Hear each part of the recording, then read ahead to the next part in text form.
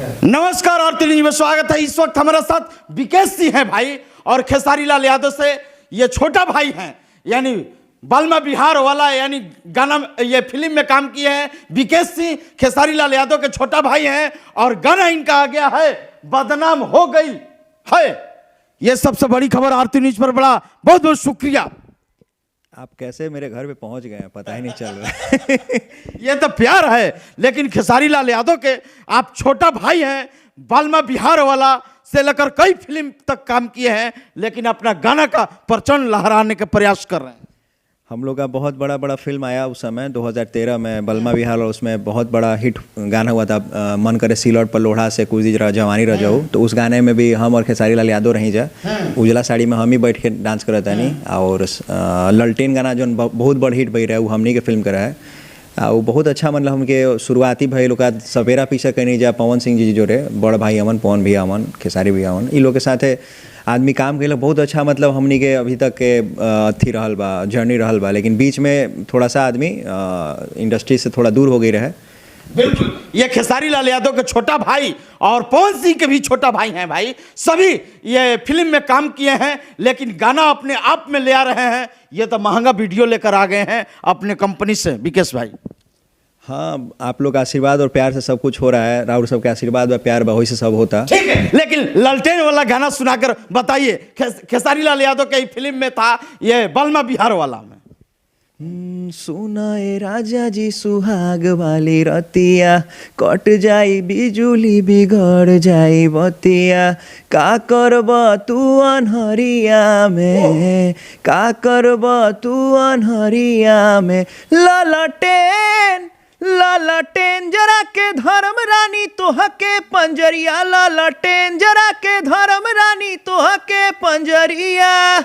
ये तो super hit हो गया था, लेकिन यही इनका ही आवाज में खेसारी लाल यादव के जबरदस्त तरीके से परफॉर्म हुआ है ने ललटेनिया ललटेनिया जरा के धर्म रानी तोह के पंजरिया। यही गीत गाए थे भाई। विकेश सिंह है जो जबरदस्त तरीके से आरा के रहने वाले हैं भोजपुरी में तमाम, लेकिन ये गाना तो ये ट्रेंडिंग पर ट्रेंडिंग चल रहा था, ऐतिहासिक गाना। हाँ, गाना बहुत बढ़िया रहे और फिल्मावल भी बढ़िया गई रहे। लेकिन वो फिल्म में धोखा भई रहा हमरा जोरे, नाम ना देवल गई। हाँ। नाम ना देवल गई। खेसारी लाल यादव धोखा कर गए भाई, आपका छोटा भाई मानते ना वो धोखा नहीं दिए थे। जो प्रोड्यूसर था वो धोखा दिया। हाँ। वो क्यों धोखा देंगे, वो तो खुद एक आर्टिस्ट हैं, बड़े भाई की तरह हैं। उनका वो उसमें उनका कोई हाथ नहीं था, उनको तो पता भी नहीं था। बाद में पता चला तो उस बात को उनको बुरा लगा था। हाँ, खेसारी लाल यादव बहुत दिलदार आदमी है, लेकिन प्रोड्यूसर के क्या मति है क्या नहीं है, ये विकेश भाई जबरदस्त तरीके से गाना गाए थे। लेकिन आपका भी गाना आ गया बदनाम हो गई। बदनाम हो गए हैं, बहुत बड़ा गाना है और हम लोग बहुत उसको शिद्दत से मेहनत से बनाए हैं और आप लोग का प्यार और आशीर्वाद चाहिए इस गाने को। और ये भी गाकर सुनाइए, हमारे दर्शकों को सुनाकर गाइए कि तो लगी सर्च करेंगे लोग। दिल के ना गलती बा, किस्मती के गलती बा, उड़े के बा उड़ला जतना तोहरे ही चलती बा, हम तेरे ही मोहब्बत का गुलाम हो गए हैं, तुम मानो या ना मानो बदनाम हो गए हैं, तुम मानो या ना मानो बदनाम हो गए हैं। बदनाम हो गए हैं। ये देखिए, खेसारी लाल यादव से लेकर और पवन सिंह के साथ काम करने वाले विकेश सिंह हमारे साथ हैं भाई, जो बड़े बड़े कंपनी में, बड़े बड़े फिल्म में, बड़े बड़े गाना में। या आप तो हिंदी काम में, हिंदी सिनेमा में भी, हिंदी सिनेमा में हम लोग का गाना आया था। और मेरा बहुत सारा गाना है टी सीरीज और जी म्यूजिक से। हिंदी गाना टैक्स है जिसमें मिलियंस में व्यूज़ है। उसके बाद गर्लफ्रेंड एक गाना है जिसका मिलियन में व्यू है। वो गाना को स्प्लिट्स विला में सनी लियोन और रणविजय सिंह भी बजाया था, रणविजय। और हम लोग जसपिंदर नरूला के साथ बहुत सारे स्टेज शो किए हैं पंजाब में, हरियाणा में, जो कि गाना गाई थी तेरे प्यार में मैं मर जावा। क्या कर सुनाइए, मूड में आइए, मूड में आइए। तेरे प्यार में मैं मर जावा, तेरे नाम ये दिल कर जावा, हमें ना भुलाना साजन, हमें ना भुलाना, दूर नहीं जाना हमसे, दूर नहीं जाना, वादा किया तो वादा करके निभाना, हमें ना भुलाना साजन, हमें ना भुलाना। ये जो गाना था ये बहुत बड़ा मतलब ये तो बहुत बड़ा ये गाना था। तो ये हम इनके शागिर्द हैं और ये मेरी गुरु हैं। कल भी उनसे बात हुआ जसपिंदर उल्ला मैम से, और हम लोग उसके बाद हम हिंदी में चले गए और भोजपुरी में उस समय बहुत अश्लीलता आ गया था। सच्चाई है भोजपुरी छोड़ने का कि हम लोग पढ़े लिखे समाज से हैं, समझ गए हैं, और अच्छे परिवार से हम लोग बिलोंग करते हैं, तो हम लोग के घर में अच्छा गाना लोग सुनता है। और भोजपुरी का बीच में बहुत नाम बदनाम हो गया था अश्लीलता को लेके, तो कोई कुछ भी गा रहा था, कोई कुछ भी गा रहा था, तो इसलिए आदमी थोड़ा दूरी बना लिया था।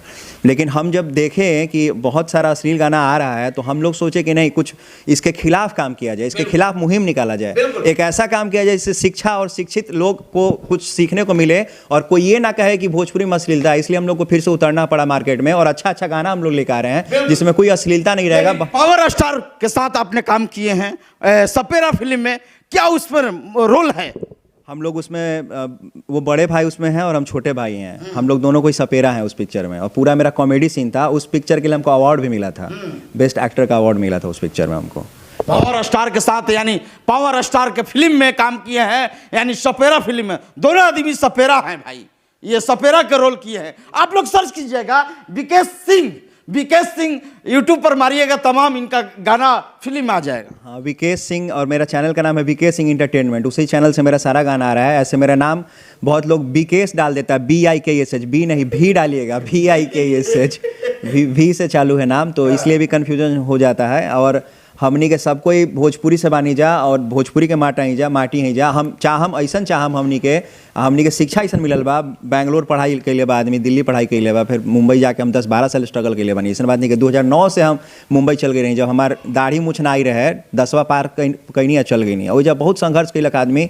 और के बाद बताओ तनी हमनी जो संघर्ष ई हो जाता रहा है, जैसे कि हमनी के अगर गरीब घर के रहती जा तो बहुत आगे रहती जा, चाहे अमीर घर के रहती जा तो बहुत आगे रहती जा, लेकिन हमनी के बीच के जो बानी जानू। पावर स्टार के कितना मानते हैं आप? बड़े भाई से बढ़ के मानते हैं हम उनको, और वो मेरे लिए बहुत एक गुरु की समान है। और जब हम लोग साथ में सपेरा पिक्चर भी कर रहे थे तो हमको बहुत प्यार और स्नेह दिए हैं वो। लेकिन अब बात नहीं हो रहा है। हाँ, बात अब नहीं हो रहा है। मेन बात है कि वो भी अपने लाइफ में बिजी हैं और हम भी अपने लाइफ में बिजी हैं, तो इसीलिए थोड़ा बात नहीं हो पा रहा है। आप तो खिलाफ नहीं करने लगेगा भाई कि मैं लखनऊ में नहीं रहने देंगे? ना, अरे वो सब दो जब जो क्या बोले, उस सबको कोई जानता भी नहीं था, उस सबका कोई औकात नहीं, वो सबके के जाना था का ओकनी का औकात बा। बड़का राजपूत के नाम पर कलंक हवन सन, जौन आदमी तारा आगे बढ़ाइला, जे आदमी तारा सपोर्ट कैला, ओकरे खिलाफ तू बात करत रहा, तारा का बोला था कि हम लखनऊ में ना रहे देव, हाई कर देव, चित्रा उड़ा देव। वो कहीं से पूछे के बाद कि कहाँ बोलहन सन हमनी के, जहाँ बोलहन सन आदमी ओजे जाके मारी। यानी विकेश सिंह भाई आगे आएंगे उनके लिए क्या? जहाँ वो कहीं के बोलहन सन, वो कहीं के माई बहन आदमी एक कर दिया। गाड़ी न दीजिए, गाड़ी न।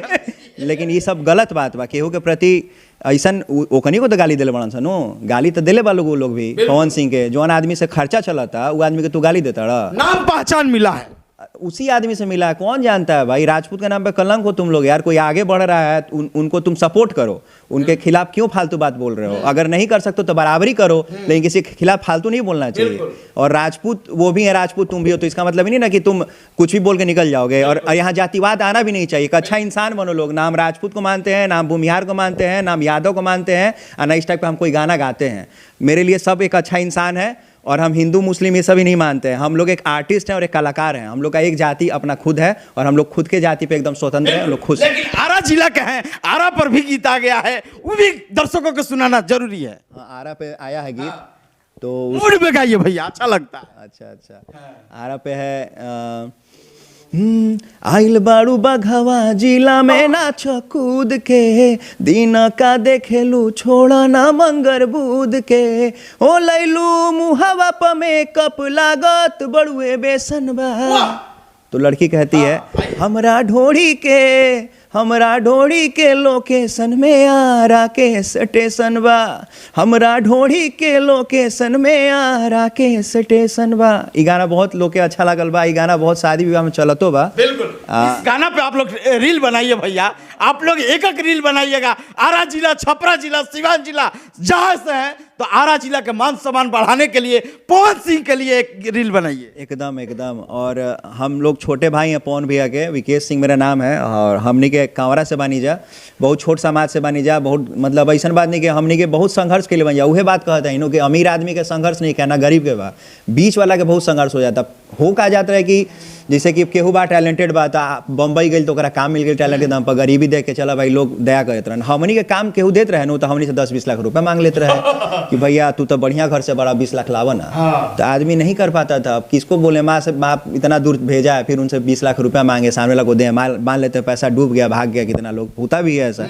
तो आदमी थोड़ा डर डर के काम किया। नहीं तो हम लोग में जितना टैलेंट है, चाहे हम लोग जितना कर सकता है, आदमी मार्शल आर्ट सीखा है, आदमी डांस सीखा है, एक्टिंग सीखा है, एक्टिंग जाके नोएडा में सीखल बनी 1 साल अनिल कपूर के इंस्टीट्यूट से, ओकर बाद डांस सीख ले बनी गणेश आचार्य से, सिंगिंग बचपने से आदमी कैले बा। तो हमनी में टैलेंट के कमी नहीं है, मार्शल आर्ट भी सीखल बा आदमी। लेकिन बात मानो कि हमनी के प्लेटफॉर्म ना मिल पावल। अब प्लेटफॉर्म ना मिले के रीजन बा कि हमनी के तनी मुनी पैसा वाला ही जा, तो हर कोई हमनी से पैसा के लागेला उम्मीद करे, आ ओइजा हमनी के ना कर पावे। जा भाई हमार बाप भी नो पैसा बा, हमारा भी तो नहीं है नो, हम बाप से का कम कि पैसा चाहिए, तो ये सब चीज हमनी जोरे हो जाला। हमनी जोरे देखिए विकेश सिंह के ये बड़ा गाना आ गया है, ये आप लोग वीडियो देखिएगा नो, गजब के वीडियो है ये। कम से कम ये कितना का बजट होगा?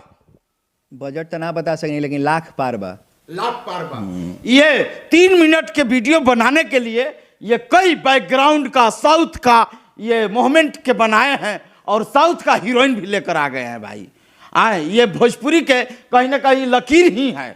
ऐसे ऐसे कलाकार अब सीख रहे हैं, बना रहे हैं क्या? जी जी। अरे हम तो बहुत संघर्ष के लिए बाद में याद बा, मुंबई में हम एक बार नारियल पानी पियत रही, तब पीछे से आवाज आयल, विकेश भाई। तब गई नहीं पीछे, तो देखे नहीं कि पवन भैया खड़ा रहन, दाढ़ी अथी बनावत रहे लोग सैलून में। तो ओकरा बाद गई नहीं जा, तो वो घड़ी हम ओकरा ऐसा एगो हिंदी गाना देखे रही, जचदा नहीं, वो घड़ी उनकर गाना हिट भई रहे हई वाला, अरे ना वो गाना रहे राते दिया बुता के पिया, राते दिया बुता के पिया, क्या क्या किया उस समय वो गाना हिट भई रहे। आ फिर वो सब गाना भई रही, तो बात कही नहीं, तो हमारे वीडियो देख के बहुत प्रभावित भइलन। ओकरा बाद वीडियो देखलन, कहलन विकेश तहार वीडियो बहुत अच्छा बा, आ तहार गायकी हिंदी में बहुत अच्छा बा, तो ऐसे ने वीडियो हम ट्राई करम भाई बनावे के। तो ओकरा बाद पवन सिंह जी, पवन भैया अच्छा ओकरा से बढ़िया क्लास के वीडियो बनावे लगलन, विभ्यांशु जोरे ये लोग जोरे। तो अब जाके भोजपुरी लेकिन धीरे धीरे बदलता। लेकिन फिर एक बार सैड सॉन्ग होना चाहिए, यह आपका जो गीत आया है लोगों तक पहुंचना चाहिए।